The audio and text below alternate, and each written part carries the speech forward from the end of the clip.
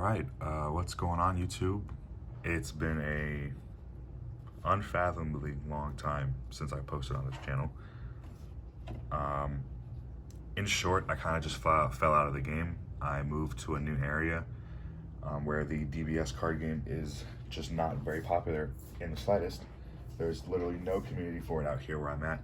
I'm in Tallahassee, for those wondering, I guess. I used to live in Orlando, much bigger presence in Orlando. And now there's no presence. So I kind of dropped the game. I sold most of my cards because I needed the money. But recently, things have been really good for me lately. And I just decided I wanted to pick the game back up again. I'll be attending PPG at the end of January in Tampa. So this is the deck I'm going to be bringing. This is going to be my Soul Striker, blue-yellow Soul Striker deck profile. Let's go ahead and get right into it. So this is the Soul Striker leader. I'm sure everybody really knows what he does, but for those who don't, he's a very simple leader. When he attacks, you either draw one or untap a mono blue. It's up to you. You probably just going to do the draw though. And then you awaken when you're at 4 or less, or if you have a Unison with 3 markers on it. And then on your awaken side, it's a draw 1, untap 2, mono blue. And then at the end of your turn, you restand whatever Unison you had in play, whatever blue Unison you had in play. So really, really strong leader, very good generic blue leader. Probably the best one in the game, honestly.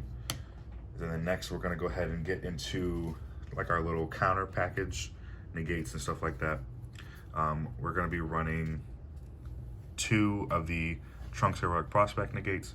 Trunks Heroic Prospect is just not as good as he used to be, so running 2 of him is the best at the moment. Like, I wouldn't really run a full package of him like we used to.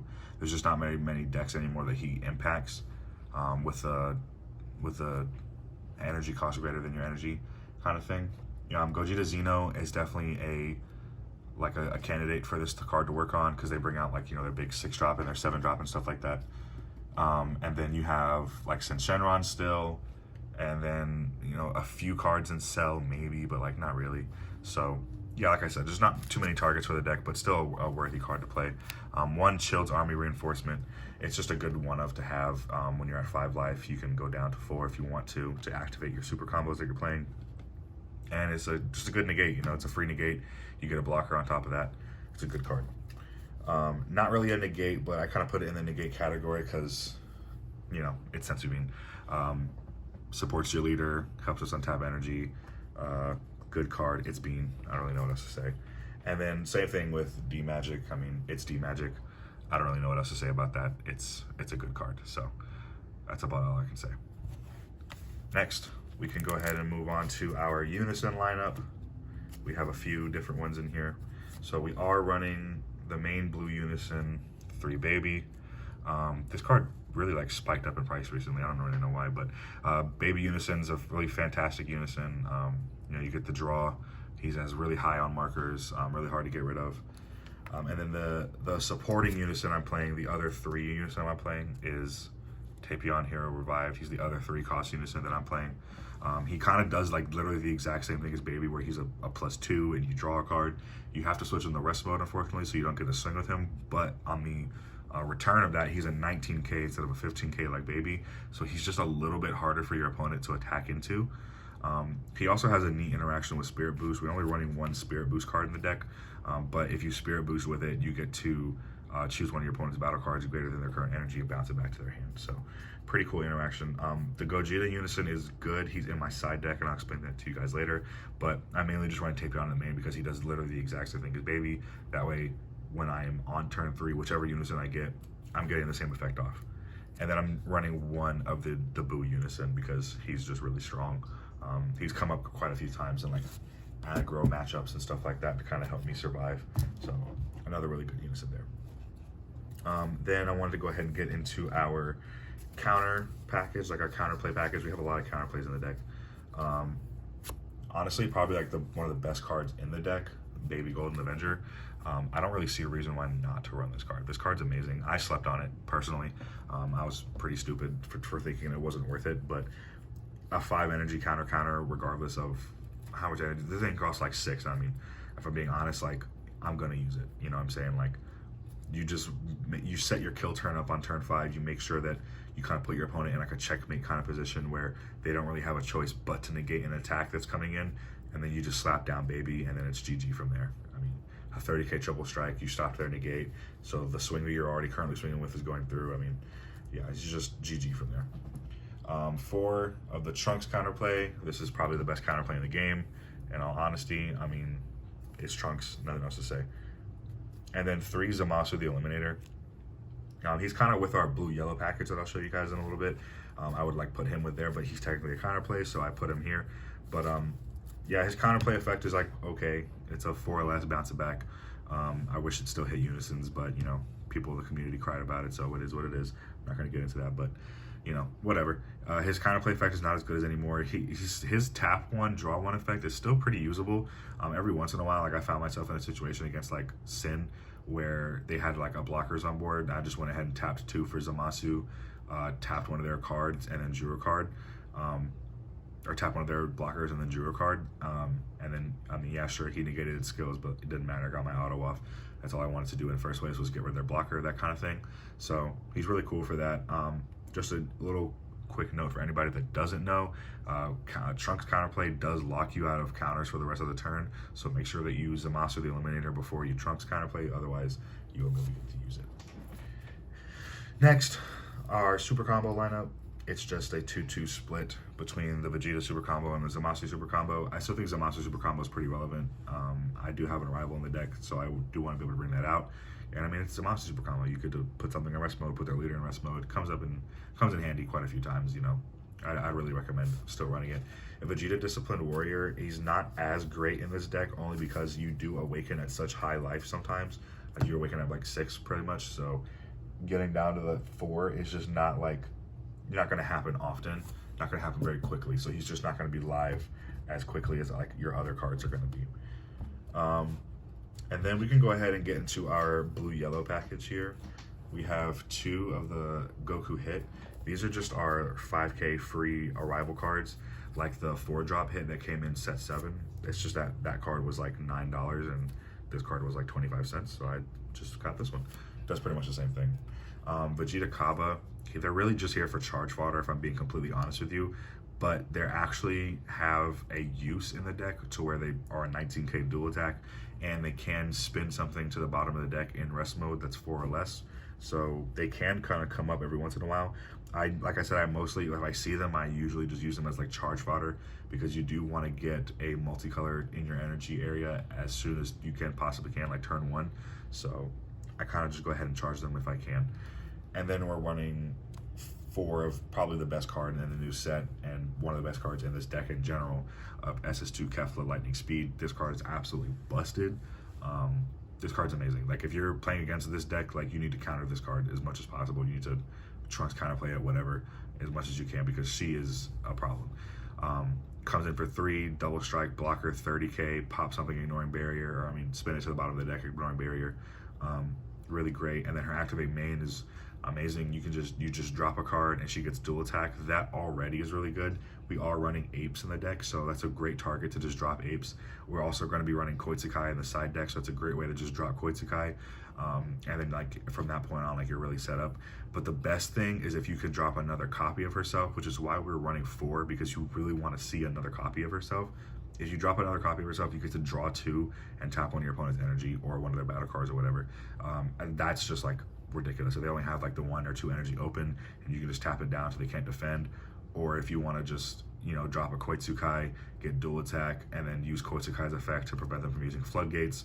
This card all around just sets up so much, and she's just a really good game ender. And then next we just have like our few like little support like battle cards we have in the deck. Our little draw package, I like to call it. I got 3 of the Goku Blacks and, like I said, 2 apes. This is our draw package of the deck. These both cost 2 energy and both draw you 2 cards.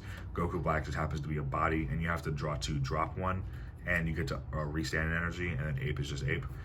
2 energy plays are really strong in Soul Striker, so because you get to untap 2, so running these guys is really nice. The ideal play is turn 1, you charge multicolor, turn 2, you play Goku Black, and then turn 3, you play Unison and Awaken. That should really put you up in card advantage. You should be at about, like, if you Awaken turn 3 with that point, with this exact sequence, that puts you at about, like, 11 cards in your hand, 11 to 12 cards in your hand on your Awakening turn. So really, really strong opening, like, play and everything. So That's kind of the goal. Next, we're running 2 Obuni and then 2 Tapion. These are like our little 4 drops. Tapion doesn't come out for 4. He comes out for 1 with a Spirit Boost. This is the only other Spirit Boost card I was telling you guys about. He comes out for 1, and then you draw a card, and then he says 20k double strike, and then Obuni's Obuni. It's pretty self-explanatory. Excuse me. And then the last 3 cards, Secret Identity Mass Saiyan, just Champa, and then Baby Hatch Secret Rare. Pretty self-explanatory. These are all like the best cards in blue and stuff like that you got to play. The new Secret Rare that came out in the most recent set, the Saiyan Girls or whatever Secret Rare, pretty good, but I mean, meh, not better than Baby Hatch. And then Supreme Kai, good, not better than Baby Hatch. And for blue is what I mean. This deck is just really good at like, it's kind of not like stalling your opponent out, but just kind of building up a board, building up momentum.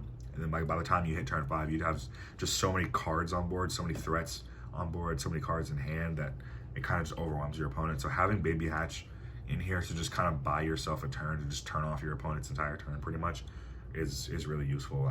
I tried with other Secret Rares, and Baby Hatch is just honestly the best. I mean, he's a free 40k, and then you can just give him Champa, make him a 50k double strike.